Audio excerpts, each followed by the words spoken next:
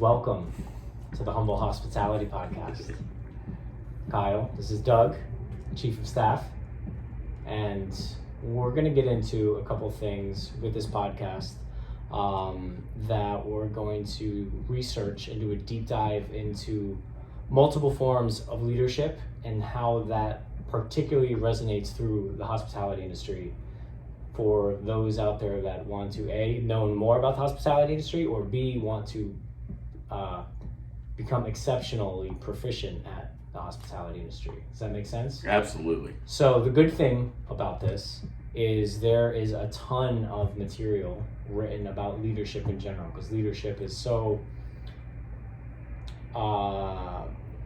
broad but generally specific, if that makes any sense. And whether it's leadership for a specific industry or a specific type of job function or whatever it is, it all relates in one form or fashion. You know, when you know the way broadly, you can see it in all things. Does that make sense? Absolutely. So the intent of our podcast here is to A, have some fun. B is to break down a lot of leadership from multiple sources, multiple authors, multiple mentors that I've either had the pleasure to work with personally, or ones that I look up to and buy a couple of their books, watch their videos, etc., etc. As we go through this, we're going to explore from various different points of view. We're going to cover a lot of books. You know how many books I have. You've helped me move them through the years. Yeah, love your books. We're gonna go through on a journey of humbleness in the quest for the best recipe for humble pie. Nice flaky crust. Flaky, rich, delicate, tender crust of honesty.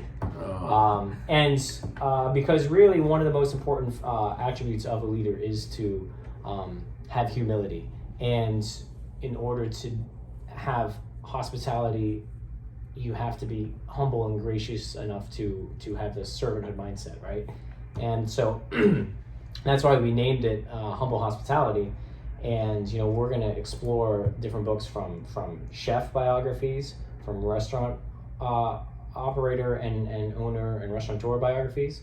We're going to go through military accounts. We're going to go through business leader accounts. We're going to go through all different types of resources and material of anything that pertains to leadership, and then look at it through the lens of hospitality. Now, does that mean for those listening, if you're in the real estate business, if you're in the medical business, if you're in the legal business, financials, whatever, does this pertain to you? Yeah, absolutely. There's a lot of stuff that people will be able to, that listen to this will be able to get and apply this into their own personal life, into their own business as it is.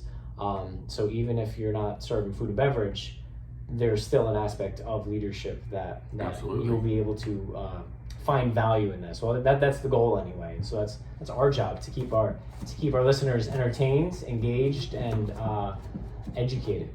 And if obviously you're watching, so I probably either shared this on my social media or Kyle has, and you're probably thinking to yourself, Doug, what do you know about hospitality? I'm going to give it the other side of the aisle, and I'll be more of the questioning, Kyle, and learning with you guys. Doing my other business aside from working for Kyle, I worked in the hospitality industry as well, nightclubs, weddings, things of that. So as he will be our resident expert on these fields, I'll probably also be taking notes as well. So I'll be learning right along with you guys. We'll make sure to check out your comments, your concerns, and your questions, and I'd like to address those as well as we go on. What's our first one here? What are we doing? Well, today was really going to just kind of be a conceptual conversation of what is leadership. I brought some resources to kind of reference back to that we'll probably cover a little bit more in detail very soon in the next couple episodes. But I kind of want to just lay the groundwork. A lot of this, disclosure, we are going to use for our training at our restaurants. Especially for like that entry level manager. I tell my team all the time that the hardest position in the restaurants, and again, looking at it through the restaurant lens, but I would imagine this is very similar in all other industries, is that entry level, first level rung into management, right? So me having a culinary background, I always tell the team, and the lead line cooks that get promoted to sous chefs, I remind executive chefs that once were sous chefs, I'm like, that sous chef position is the most challenging job in the restaurant by far. And everyone's like, well, why? You've got people that got your back and support you. You've got someone up above you to take all the responsibility. And what most people that go into the leadership positions don't realize, and this is the same thing like a bartender going into a bar manager position, or a server going into a floor manager position. And that's why, like, the people that are listening to this, if you are in those positions, let me know if I'm wrong. I've been in those positions, so this is my take on it. And those of you thinking about going into those positions, it's always nice when someone says, hey, this is what you're going to expect, or what you can expect. This is how you're going to feel. This is what's going to happen. And of course, there's going to be a degree of variance, but it's the most challenging position because of the fact that, think about why someone gets promoted into a sous chef position, right? Give me some reasons why you think that might be the case, where an executive chef, an owner, a food and beverage director might look at this high performing line cook and say, man, they would make a great sous chef, which is under, right? Means under right. chef, second in command. Why would this person make a great second in command for this position? I would think that the first quality you would look for would be leadership. Their ability, they can take their team members that they work with, their colleagues, and then advance them and help them. If they're not good on saute, sure. Hey, let me show you my technique on that. Or if they're not good on fry, or whatever it is. And so essentially, having influence over others in a positive manner. Absolutely. Right? Yeah. So that's absolutely one criteria. Another one of the major criteria most people get promoted to in the restaurant world is because they're really good at something, right? Like your line cook gets really good at the saute station, mm-hmm. and then they learn the grill station, and then they learn the side station, or maybe I started in the prep station and went salads, and increasing mm-hmm. difficulty as I mastered the next level, and so what happens is once they get just really good at these jobs, like, man, you know the line, mm-hmm. you've even helped out with prep a little bit, so you're highly proficient, you have excellent competency in the mechanical function of it. Now let's get you into a higher role, because that's naturally, if those that want to grow and develop, that's the next step, right? Mm-hmm. Like if you're, I don't know, if you're playing football and you're on the 50-yard line and you're trying to go to the end zone, you got to go to the 40. You don't get to just skip over it and be like, hey, I'm on the 2-yard line, right? Like, I mean, maybe if your team is functioning really well and you have a hell of a pass, you can make it happen, but it's not just gonna like appear, right? No, exactly. So most people get promoted into that, but what no one tells them, and I'm guilty of it because sometimes I don't tell people, right? And this is also my disclaimer because now I'm telling you. Is it's no longer about can you work saute station on Saturday night and not go down, mm-hmm. right? It's no longer about being the bar manager, be like, hey, I can handle the service bar on Saturday happy hour and not go down. It's no longer about being the best server, getting the best reviews and handling a bunch of tables. Right.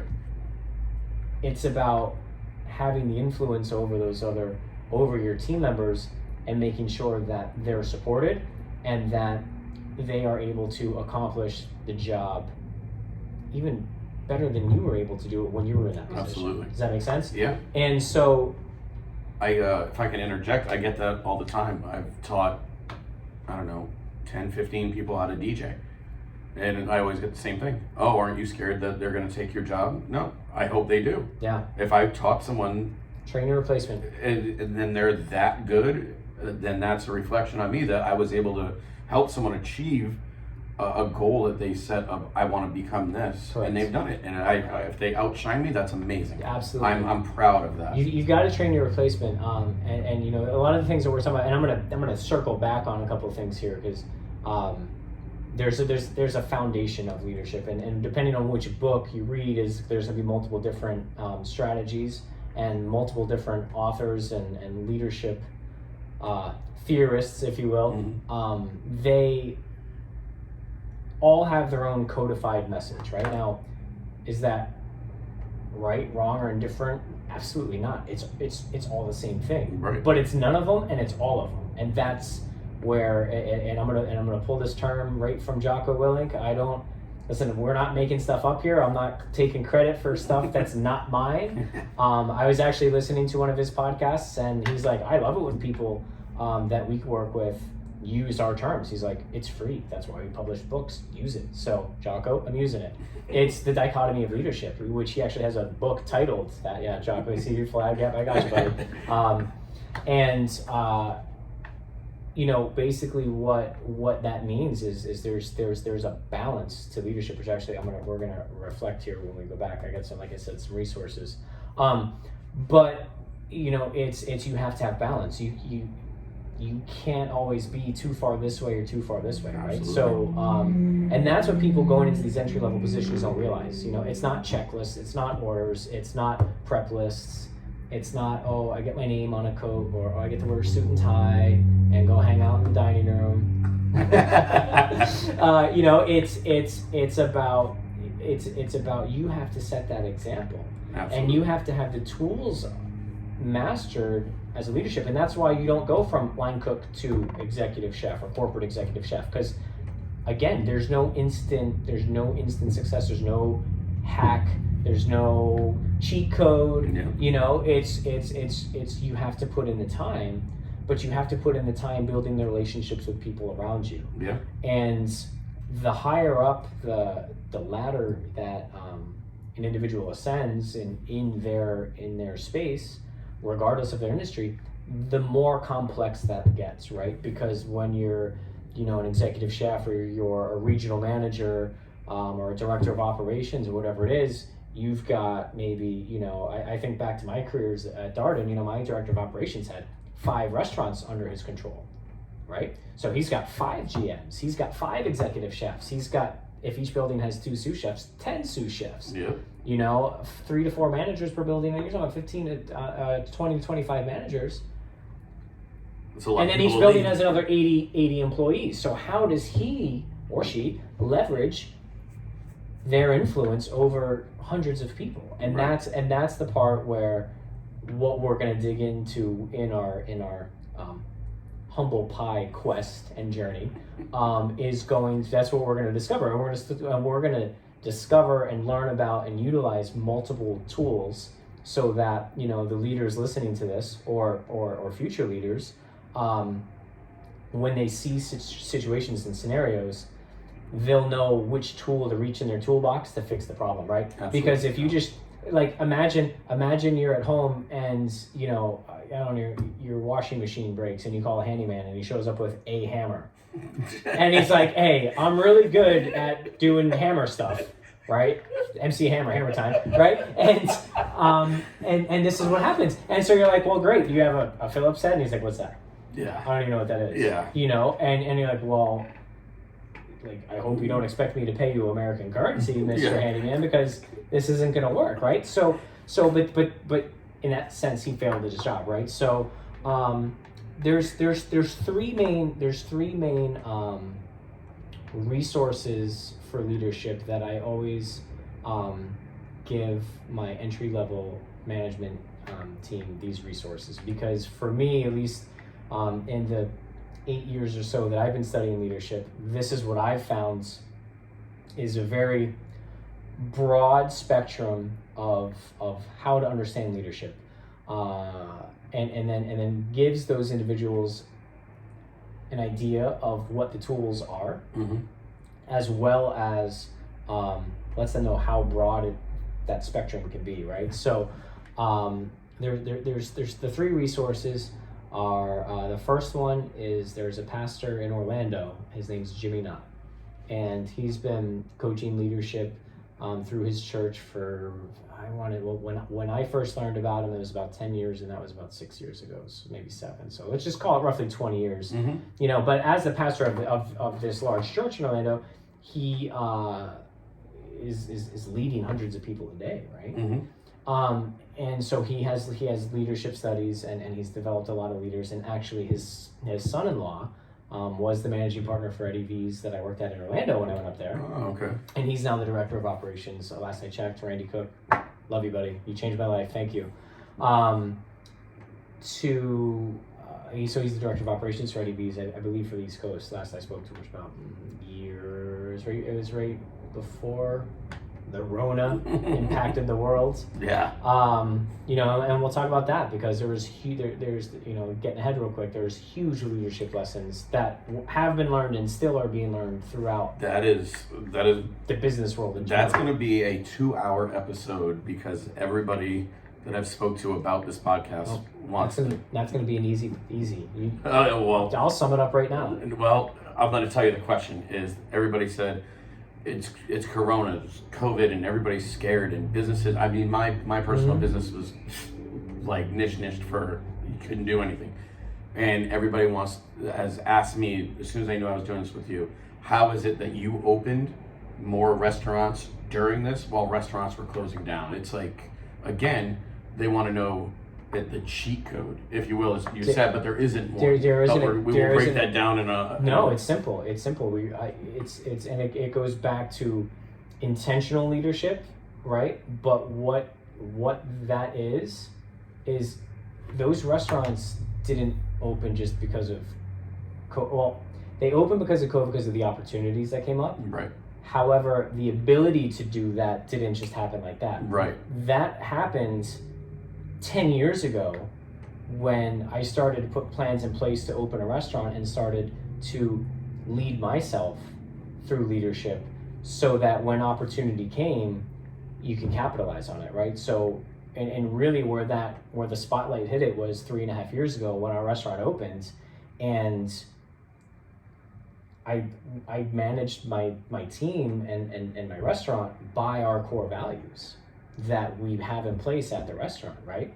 And those were developed from places that I worked at, Capital Grill, Eddie V's, Yard House, and just growing up, those core values were there. So when COVID hit, you know, a leader has to be prepared. Even if you're unprepared, you have to be comfortable being uncomfortable. So when COVID hit, I said, all right, this is the playground we got to work with. This is the environment. This is the structure.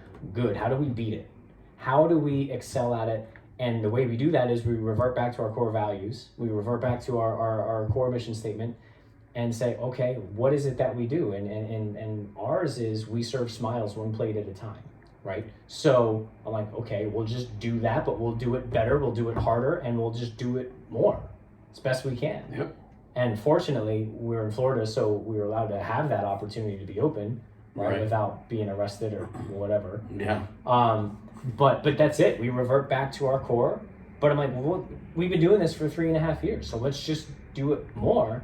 And because when we were able to reopen, because we had leadership capital with the community, we were their first choice, and they came back to support us. You know, and during the closure, we rallied and we did the stuff through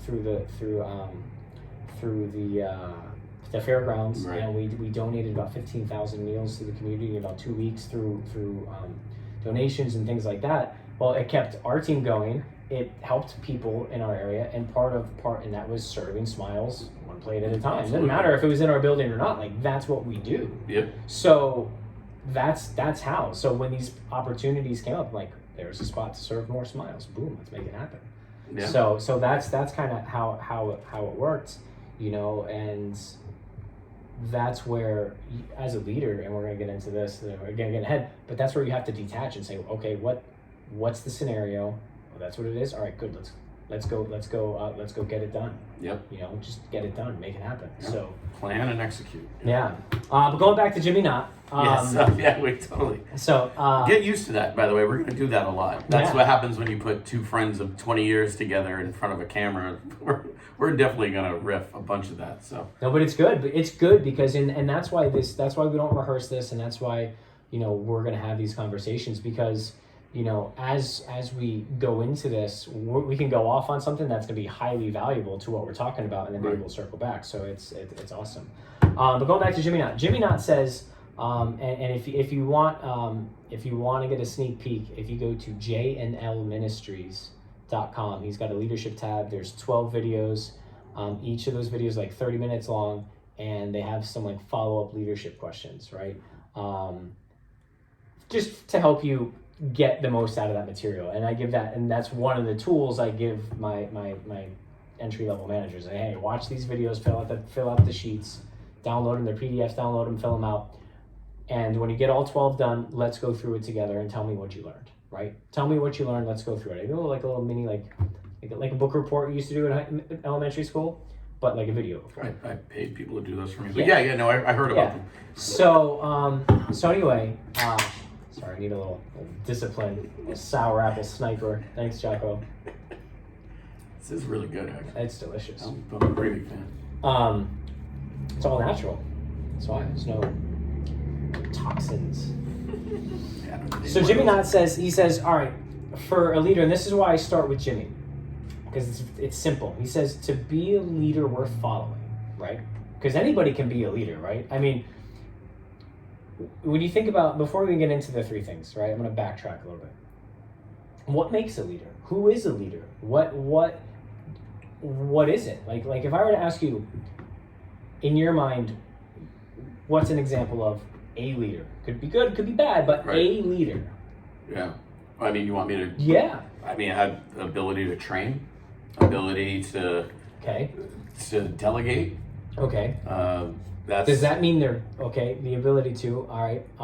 Let me break it down a little more. Those are qualifications. What would you say the definition of a leader is? Well, I would probably just talk in circles about the same thing. The definition of I've never looked it up, but no, it's okay. But no, that's okay. Like when you say, oh, this person's a leader, like what's that thought that you like relate it to? That they a success. Okay. Yeah, that would be like my first synonym, I guess, for it. What would you say the leadership? And this is a question right from Jimmy now. What would you say the leadership of our country? What shape is it in right now? Mm-hmm. And it's January 10th of 2021. Yeah. Not in a good one. Not in a good one, no, right? Yeah. So, but you know what? I think it's fair I want to pause. That's not any type of political affiliation. No. This podcast is totally nonpartisan. It's because obviously, glaringly, we're all thinking about what happened this week at the Capitol building, right? And poor display of leadership on multiple levels. But look back however long back, and it doesn't even have to be in politics. Like, how many times do we hear about leaders of other countries? How many times do we hear about leaders of businesses, Enron? How many times do we hear about, Wells Fargo was in a bunch of nonsense a few years ago for all these fake accounts and stuff like that. I don't know. Yeah. I don't know all the details, but I'm just saying, like, all these headlines of poor leadership, right? Yeah. Celebrities. Yeah. I mean, how many? It's like, oh, this one's in a scandal with this one and this one, and it's I don't even pay attention. Mm-hmm. Sports figures, like, oh, whatever, I mean, so there's, but just as many poor ones examples there are good ones, right? So clearly, a leader, like going back to it, has influence, right? Now, there's great leaders and there's poor leaders. So just because they're a leader doesn't necessarily mean they're a leader worth following, is the point I'm getting at. Does that make sense? Yeah. And there are people that follow certain leaders, especially if you want to look back through history, and probably the wrong leader to choose, but sometimes they're forced to do it, or they or they don't know what else is happening because things are kept compartmentalized. You know what I mean? So they're compartmentalized so that they don't know what's going on the other side of the fence or the country or whatever it is. But so anyway, a leader is someone with influence, but it doesn't necessarily mean you have to have a title, right? Like you can set the example. And for people that don't have a title and think about, I see it all the time, they're like, oh, well, when I get that job, then I'll do that job, right? And it's like, what? Well, because how, like, it doesn't just turn on like that. Like the title, the salary, the benefits, those aren't the reward. Those are the compensation for the job. Right. Does that make sense? Yeah. It's not the reward should be the journey of helping those along the way rise and ascend and get to the next level. Exactly. And when you get to that level, that's not, you're not sitting on a cloud. It's not cushy. It only gets harder. Exactly. It's time to work. It only gets harder. Yeah. You can't go into it. Yeah. You can't go into it and say, oh, I got an office. I got my corner office job now. I'm good. You can't do that. No, you gotta now. If you don't want to build yourself to be better, to get the next ring of your job, however, if you want to be senior vice president, you're never going to stop working. And I think a lot of people fall short there with exactly that. You give them a chef coat and say, hey, congratulations, you're executive chef. And they're like, perfect. Yeah. Well, no, not perfect. You now have people under you that you're responsible for. If they can't show up to work, guess what? You might be cutting onions all day long. Yeah. That happens. If the dishwasher gets sick, guess what, bud? You're going to wash dishes. So exactly. And with that, of the idea of anybody can be a leader, right? Anybody can be a leader with following specifically if you want to be, looking at it on the good side of leadership, the effective side of leadership. Jimmy Knott says you need to have authentic character, right? That's integrity, that's honesty, that's treating people with dignity, right? Respect, right? They don't respect me. Well, are you portraying authentic character to your team? Right. Not just those that you're directly in charge of, but your peers next to you on the lateral side of the chain of command and your superiors, right? Are you being authentic character with them? Are you being honest with them? Yeah. Are you, regardless of whatever for example, if I ask someone a question, chances are I probably already know the answer within my organization. And I'm going to ask you the question and I'm testing your character. Right. Because if you can't tell me the honest answer, I don't care if it's the answer I don't want to hear. I'd rather know the truth so we can deal with it and move forward and address it than get the answer you think I want to hear, but I know is wrong. Right. Does that make sense? Absolutely. Don't sugarcoat it. No. Those are called sugar-coated lies. Excuses. Your sugar-coated lies, yes. I forgot what podcast it is, but very influential. Thank you. Yeah. But no. So authentic character is paramount, right? It's key. Second is exceptional competency. You have to know how to do the job in which you're teaching or responsible for ensuring gets done, right? So I can't take, a guy that's going to be, he's a great grill cook, but for whatever reason they can't cook fish, or they can't get the prep list done in time, or they can't expedite the window, or they can't scrub the floor or take out the trash or realize the linen bins are dirty or pass the health inspection. But you're the best grill cook, you're not going to be a sous chef, which means you're not going to be an executive chef, because you have to be able to coach and guide everyone on that line. Absolutely. Same thing in the front of the house of the restaurant. I'm not going to take a server and then put them as a bar manager and they can't bartend. Right. I have never bartended, right? I understand the mechanics. 3 times. I understand the mechanics of how a restaurant should function. I know we should have bartenders. I know our mise en place should be there. I know the bar should be clean, and I know that we need to stock the bar with booze, right? Right. I know the kegs need to work. I know these things. I like the side of the bar with the seats. I don't like the side of the bar with the ice bins. I don't like it. I get trapped back there. People talk to me. I hate it. It's the worst. Okay? So there was a time where I had to let a bar manager go.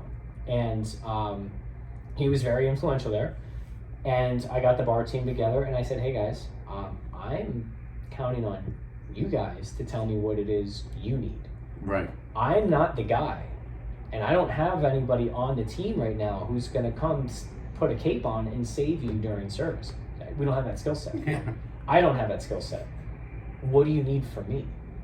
Right? Because I don't have the competency. I have the competency to say, hey, I can tell if your bar is set up. I can tell if your chemicals are in the machine. I get the mechanics of it. I can do that. Right. But the actual flow of it, I'm like, what ideas do you have? How can we make this better? And they were like, wait, what? I'm like, oh, by the way, we're going to redo the cocktail list and you guys come up with it. I got a couple ideas, but you guys come up with it. Right, absolutely. And that was like, boom. I mean, it was a great morale booster. And it showed that I'm not going to try to come in and be like, oh, well, yeah, I know how to bartend. No, I don't have that competency. So sometimes the dichotomy, you have to have exceptional competency in that position if you're going to coach it. However, if you don't, you have to know how to manage and leverage the fact that you don't have the competency so that it still gets done. I think that's another key part of leadership that I should have said for my answer is the willingness to learn. Have to. That's where the humility comes in. Yep. That's where you have to, and this is right out of extreme ownership, which we'll get into. You have to check your ego and subordinate your ego. I'm not going to walk into someone who's been bartending for 15, 20 years and be like, I know how to bartend better than you because I sit on the side with the seats. Yeah. It's not going to work. How much leadership buy-in do you think I'm going to have with that person? Right. They're going to think, you don't know what you're doing. And come back here and do it then. And I'm going to be like, oops. Right? And then now I just gave away my leadership capacity willingly. Yeah. For what? To say I know how to do it. I don't know how to do it. That's how I do it. I'll be honest with you, right? Yeah. Authentic character. And then the last thing that he says is relational connection. You have to have and build relational connection with each one of the people that you need to lead, right? Right. That's up and down and sideways. So when I say lead, I'm not talking about just telling people what to do. Yeah. I'm talking about the whole ecosphere. That's not a very good leader. No, that's a boss. That's someone just boss. It doesn't work, right? Yeah. So, but again, when you think of and the part about this is it's not just you have to have these things. The part that Jimmy Knott ties it together, which I really like, and I just went through these videos just 2 weeks ago, last week actually, just because I like to refresh my memory on just the basics, right? Mm-hmm. And he says they're not addition. It's not character plus competency plus relational connection. It's a multiplication factor, right? Now, imagine if your character's a 10, your competency's a 10, right? But your relational connection is a 0. What's the sum of, what's 10 times 10 times 0? Zero. It's 0, right? That's your leadership effectiveness. But if you had a 10 times a 5 times an 8, there's still a number at the end of that equation. Yeah. And then you can say, okay, well maybe I need to work on my competencies. So you know what? I'm gonna go spend some time and learn from the bartender, learn from the fish cook guy. Yeah. So be like, hey man, I don't know this as well as you do. You've been doing this for 10 years. Show me. Right. I understand the process of cooking. I understand the process of making a drink.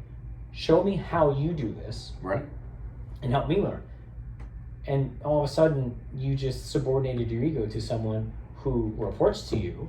And that's not giving your power away. Now, if you could come in, if you're a new boss and you come into a new restaurant, and let's say you're a new chef, you have chef experience, but you come in, but your chef experience was, at a lower end restaurant. You come in a high end restaurant and you don't understand, the processes of how to make hollandaise from scratch, and place orders properly, and make food good and edible, right? Yeah. And you're used to okay, the cauliflower goes in the microwave and you hit number 3 and then it comes out and goes on a plate. Like, you're gonna have a huge disparity there, and you're gonna come in and then you're gonna just give it away. Does that make sense? So the leadership aspect, going back to what Jimmy Knott is like, it's those 3 things multiplied together that is really the foundation of leadership. Like, that's kind of like, if you were to look at it like from a pyramid, that's kind of where the concept is, the mind frame. Like, okay, I need to build my connections with these individuals over here. That could be your guests in a restaurant, that could be your team members, it could be your vendors, it could be your neighbors. Yeah. It doesn't have to be just within the 4 walls. And that's absolutely. And going back to, that's where we stepped up as community leaders a long time before COVID, working with a ton of the nonprofits and a lot of the chambers of commerce, and doing these things because we want to positively impact those around us. So it's more than just come and eat food and go home. Like, we want to help make our community a better place, right? So that's where that kind of all ties together. I I forgot where I was going with this, but I know I'll figure it out in just a second. Perfect. But going back to how does that work in the restaurant world? Well, think about it. If character, competency, and relational connection, if those are the three things, like the top of the pyramid, well, okay, that's great, but then you can break it down even further, right? Because now it's a mind frame where there's certain strategies, again, we're talking about the leadership toolbox. Right. Is there a hammer in my toolbox? There is, right? There is a hammer. There's a saw, there's a screwdriver, there's a wrench, there's a socket wrench, there's vice grips, there's all kinds of stuff in there. But do I have to use that hammer all the time? No. When I have to use it, I will, but I don't have to. That was deep and metaphorical. I like that. But it makes sense, right? Yeah. Because sometimes to break it down, to get some of our team members on, everybody learns differently. Some people are listeners, they're writers, they have to watch it. Some people, that's why we watch and record this. Yeah, absolutely. I can listen to something and read it and be fine. I can watch it and I get it, but I'm not a read and learn kind of guy. I'm a hands-on. I can't read and learn. I have to even just said so weird to say this. I'm a 36-year-old male, and I have to read it out loud. No, I have to. Sure, read I'm not alone. Please tell me I'm not alone. No, you're not alone. I have to read it, and then I have to apply it for me to get it. And once I do that, then I'm like, all right, I got this. Yeah. The next thing I talk about with leadership is that's when I have them. I actually have them read the 21 Irrefutable Laws of Leadership by John Maxwell, because it's a very easy and fast read, and that's kind of where I like to explain it to them. Those are the 21 major tools of your toolbox, right? Yeah. And what's great about it is it talks about a leadership principle, mm-hmm. right? And then it gives an example of that principle in action, real life, not hypothetical, a real life thing from businesses over the last, I don't remember, but it's been, the book's been around forever. Mm-hmm. It's a great book. And it's in my email. It Thanks. is Thanks in for your that. email. Yeah, lots On of top books. of moving your books, now they have to be on my phone. Outstanding. Thanks, Kyle. I want them at a finger's tip touch.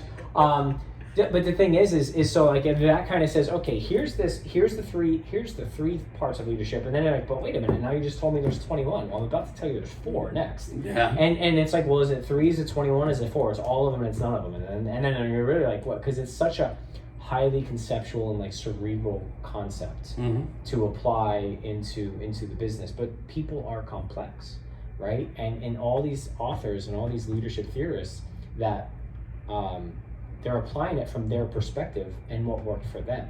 Right. So my job, I feel with my leadership team, and even my people that aren't necessarily in management, but they're still leading, they're still setting examples front line with my guests and the people next to them. So I want them to have the leadership mentality.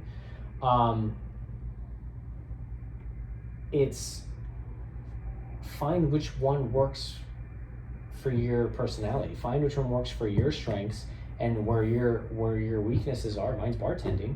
That's how you can identify how to leverage that. So with my bar team, when you look at my character, my competency, my relational connection, my character's high, my connection's high. But my competency wasn't high, but it wasn't 0 because I knew some stuff. So it worked, right? And that was a great example, because at the end of the day, what's my responsibility? My responsibility is to make sure that my team has the tools they need. My responsibility is to make sure that the team has processes that they can all easily follow, and that my team can be successful. Because if my team's successful, what's going to happen with my guests? They're going to have a great time. Exactly. They're going to come back. We're going to serve those smiles one plate at a time, or those drinks, or the drinks one drink at a time. Yep. Right? If we're talking about just the bar, success. Boom, great. Now they're happy, and you've got that positive feedback loop going, and they're like, great, that was great, man. Service was good, guests were happy, we made a bunch of money at the bar tonight. Guess what happens tomorrow? The restaurant opens, people are hungry and thirsty again. There's no finish line in the hospitality industry, and that's what people don't get. It's like, great, now let's do it tomorrow. And then let's take a look at what we did today and how do we do that better tomorrow. And I'm like, oh, great. You know what I mean? What's the line? Be your best today and Best better today, better tomorrow. best And today, better that's tomorrow. honestly, you know what? Like I said, I didn't create all this stuff. I adapted it. That's from Eddie Lee's, man. That's great, but that's still a part of leadership. You took a tool, you took a life experience of your own, and turned it into a tool to teach the rest of your people. How many employees? We are up to 40, 20, 60. We're up to just under 200. Okay, And so we'll that's 200 people who you were able to instill this into, and then if they still working on some, but yeah, most. Well, because it's a process, you know, it's a process, and it's so complex because when you get in leadership, it's like, oh, character, competency, relational connection, great. 21 laws of leadership. I'll be honest with you, I can't name them all sitting here right now, but I recognize them when I see them, and I know the process to work it. Exactly. But the thing is, you don't have to know them off the top of your head to say them. You have to live them. It's a lifestyle. It's not just like you said, you know, the character part. You can't just fake it. You can't go in there. I saw a meme on Facebook the other day that said, "Nobody's more fake than when my boss's boss shows up." And it's like, hey, yeah, no, everything's good. You can't do that. You have to live that. If you're I can't think of a polite way to say it, but if you're not a exemplary person, then don't fake it. You know, figure out how you can be a better person. Figure it out. Yeah, figure it out. And how can you do that? By building those relational connections with the people around you, at home, at work, at church, at the gym, at the grocery store. Yeah. Like it's simple, you know. It's just about that. But do you know why that is the hardest part of leadership? Who's the most challenging person to lead? A stubborn person. Which is? Like, you want me to say the name? No. No. I don't think that would go over well. No. It's a rhetorical question. Yeah, it's a know-it-all. Is the yourself.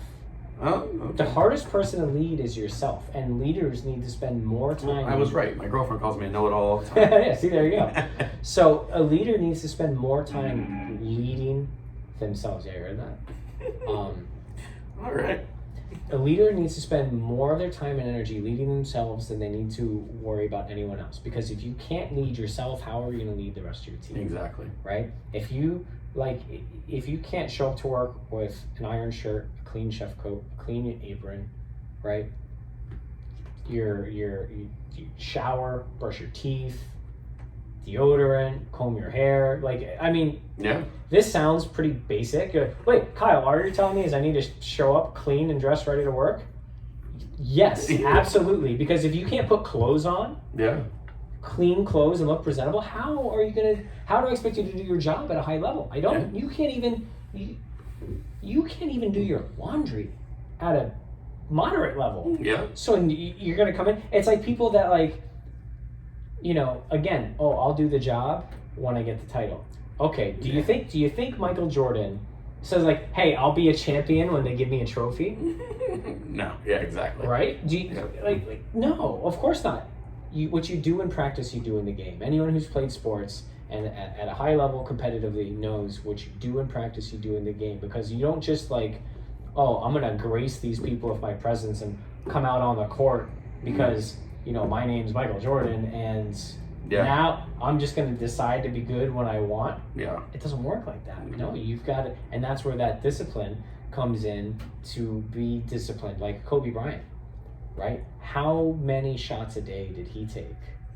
It was 1,000, right? I read a book. It was written before he passed, but it was from one of his trainers and mentors, and awesome book. And he talked about just how hard he trained in practice and how serious he took his practices. And in the restaurant industry, I tell my team all the time, especially when it's summertime and it's slower, I'm like, guys, this is practice. Yeah. Summertime is practice. When you come in Monday and there's 60, 70 on the books and it's going to be slow, like that's practice. That's the time for you to hone your fine motor skills of serving or of cooking and make sure everything is just dialed in and perfect and to the T, but have fun with it. Right. Because when it is holiday weeks, when it is season and it's time to go, it's just muscle memory. You're just Absolutely. going like this. You don't even have to look. Yep. And that means you're highly effective. And again, that's great for the guests and it's great for the line cooks, right? Because they're getting the hours. When a chef has to look at the schedule, say, who's going to get the hours? And I need the extra coverage. Who's going to get the 20 hours of overtime this week? Yep. And who's going to be next in line to promote? It's gonna be that guy that's Absolutely showing those leadership skills. Yeah, and I'm glad you touched on it. The practice is very important. In June of this year, I'll have been a DJ for 23 years, and I wish I could lie to you and say that every party I DJ and every wedding I DJ is amazing, and that would be a lie. That's not how it works. There's some nights that I've gone and done a club, and there's 20 people in front of me. Well, guess what? That's practice. Yeah. You know, I have to perform for those people. I can't put on a mix and say, well, you guys figure it out. No, absolutely not. I've been doing something for so long that technically any other job I should be able to retire from in 2 years.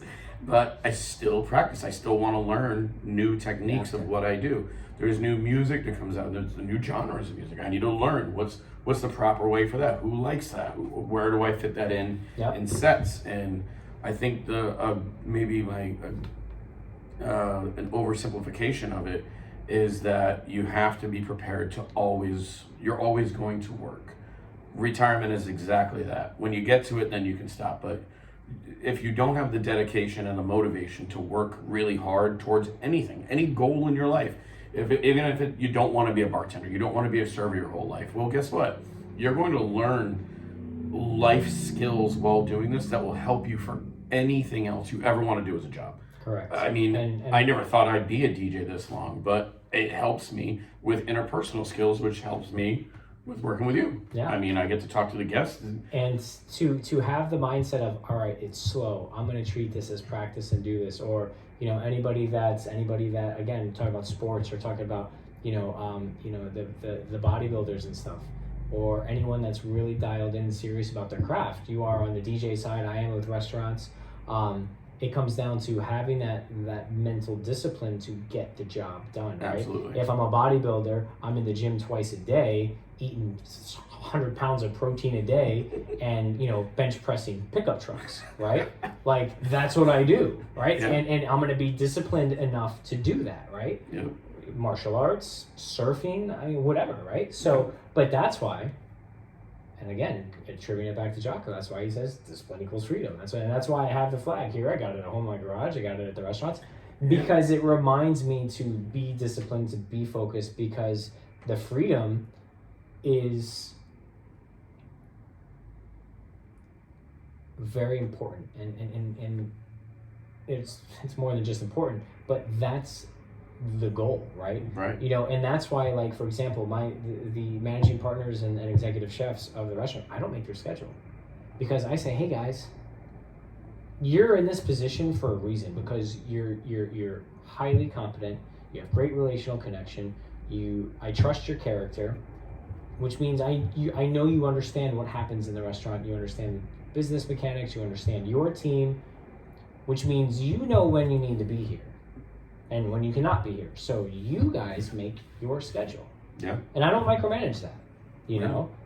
And so if our if Percy at the Ocean, Percy Tercero, our executive chef, if he needs a Friday, Saturday, Sunday off, I trust him. I don't care when it is. Mm-hmm. I don't care. I trust him to make that decision, make sure that his team has everything they need and the people they need so it can function without him. And my only request is make sure the restaurant functions as if you were there.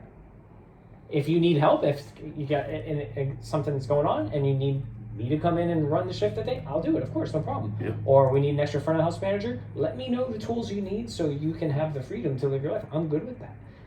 And that trickle-down effect happens throughout the rest of the team, because now he does the same thing for his sous chefs. His sous chefs will do the same thing for the line cooks, and the same thing on the front of the house side. Yeah.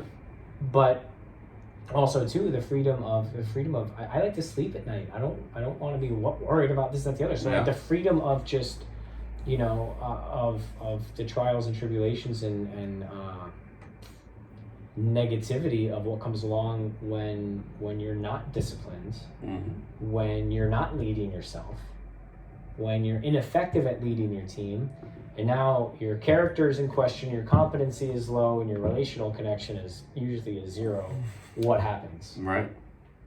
If the leader's job is to lead, and when the formula equals zero, it doesn't matter what they cook, how fast they chop, what they serve. Yeah. From a restaurant standpoint, how good their drinks are, yeah. Doesn't matter.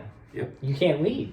So if you can't lead or your leadership capacity is lost, then there's unfortunately there's not space in that organization. Yep. Mine or anywhere else. Now some people then tolerate it, but then what happens? Then you lose your frontline troops, you lose your frontline team members, and then now does that help the leadership scenario? No, because now they're all running around doing everything, and it's just chaos. So that's where, like, when you talk about how to not fail at it, that's how to not fail. Because, and again, going back to Jimmy Nutt, he says it's all about leadership, and then he asks in the videos, he's like, what is it's?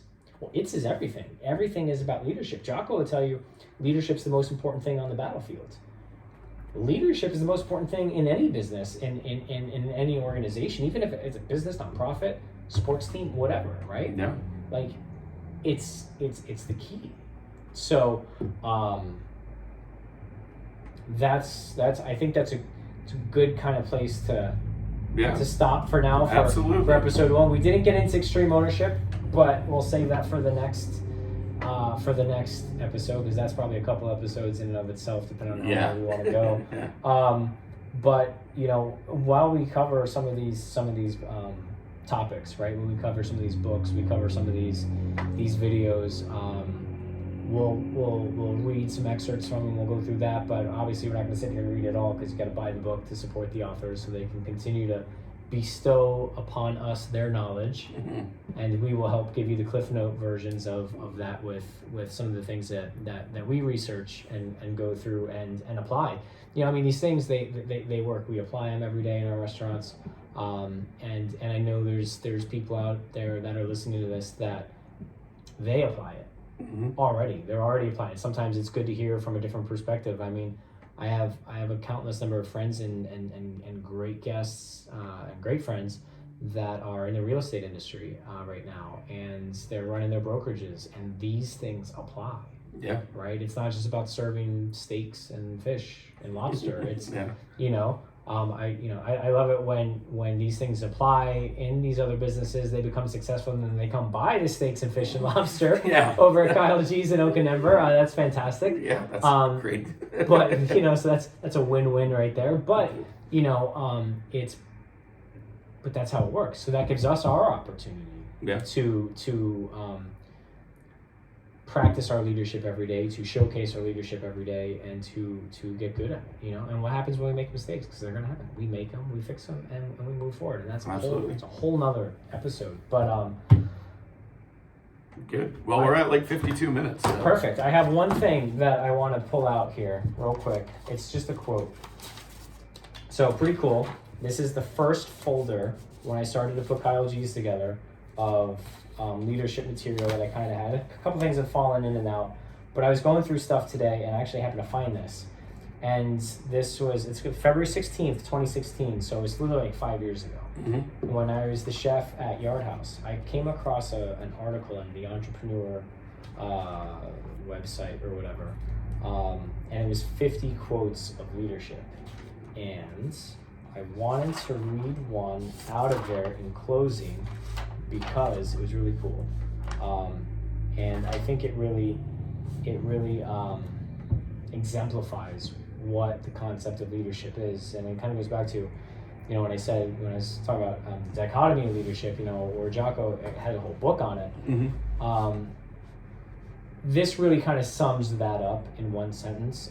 Jim Rohn is the guy who said it. I don't know who that is, but I'm going to be happy to research him and look it up, because I actually forgot I had this little email here. I found it. I emailed it myself at Yard House. I printed it out.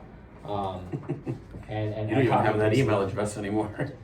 Yeah, that one I do. Do you? Yeah. I have like 20 for you. Oh, there's only like 2 or 3 that work. But anyway, in closing, it says this. It says, the challenge of leadership is to be strong, but not rude. Be kind, but not weak. Be bold, but not bully. Be thoughtful, but not lazy. Be humble, but not timid.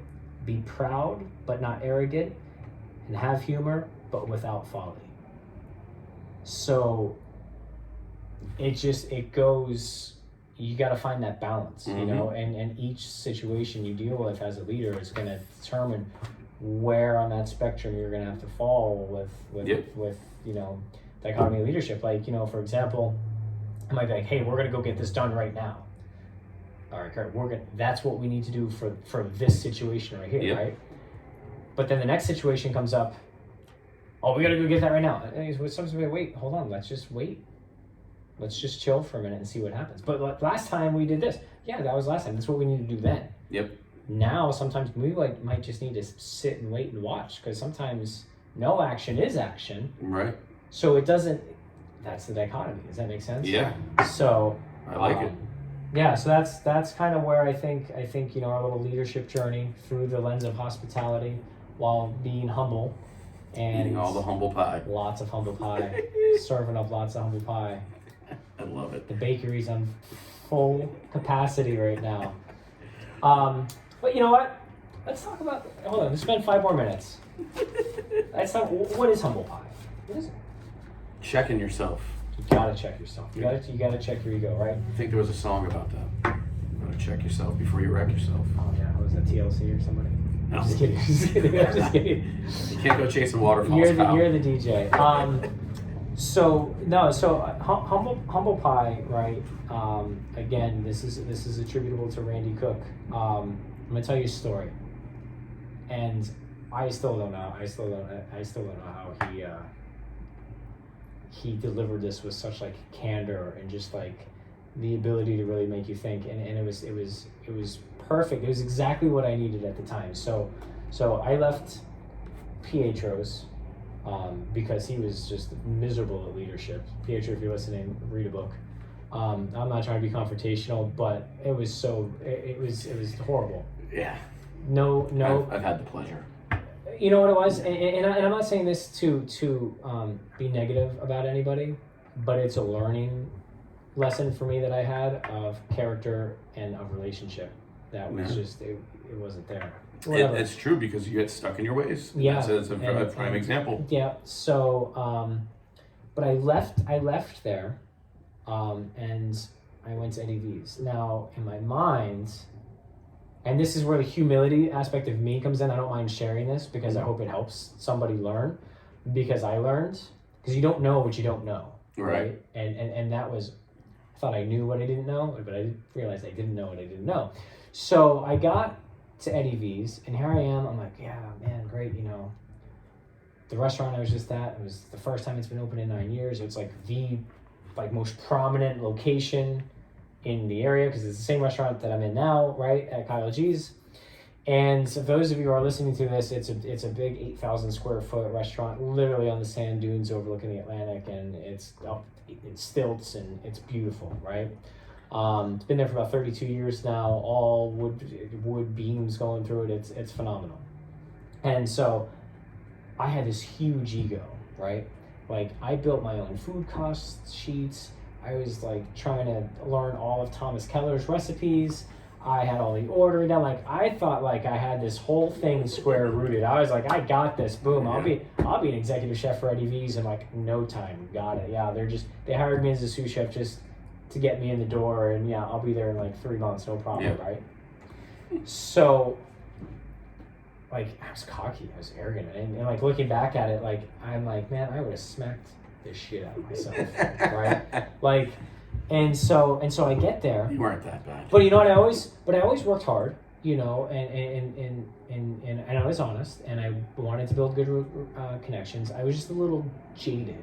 Mm-hmm. And I think I had to be at that time to exist in the environment I was in, you know, like an abused dog, like how they just like want to like growl at their food and like bite back and stuff. Yep. Like that's kind of how I felt after a year there, you know. Absolutely. And so so I got there, and I was going through training, and Randy would just come around, and he'd see me cleaning tenderloins, and he's like, oh, is that your yield? And I was like, yeah, it's my yield. I got a lot out of the tenderloin. He's like, it's not that good. I was like, what? He's like, it's not that good. He's like, if you're going to be an executive chef for us, you got to get a better yield. I was like, but and I would get mad at him for telling me that I'm doing a bad job. Yeah. And he's actually the one who obviously told me about Jimmy Knott. It's Jimmy Knott's his father-in-law, and so I get mad at him for like a minute, and then I wouldn't be mad at him. I'm like, well, shit, he's right. So then I try to do better, and then like another day or two would go by, and my yield would get a little better. He's like, still not that good. And like you want to be like, hey man, you do it then. Yeah. But in hindsight, I realized his job isn't to do the yield. Yeah. His job is to make sure I get the best exactly. yield. He doesn't need to do it. He doesn't need to do it. And then so then he's like, so then I was like, all right, cool. So then I start watching The Executive Chef, and we were kind of busy at this time, so we had like 4 cases to clean of tenderloins. And I'm like, hey chef, because now I've been practicing. I'm like, hey, you want some help cleaning those tenderloins? My stuff's good. Like everything I need to do, I'm like done. Orders are done. Fish is put away. Line check is good to go. Like, what's up, chef? Can I help you? He's like, yeah. He's like, grab 2 cases. I'll do 2 cases. He's like, and he was pretty cool guy. He's like, let's race. And I was like, okay, cool, got it.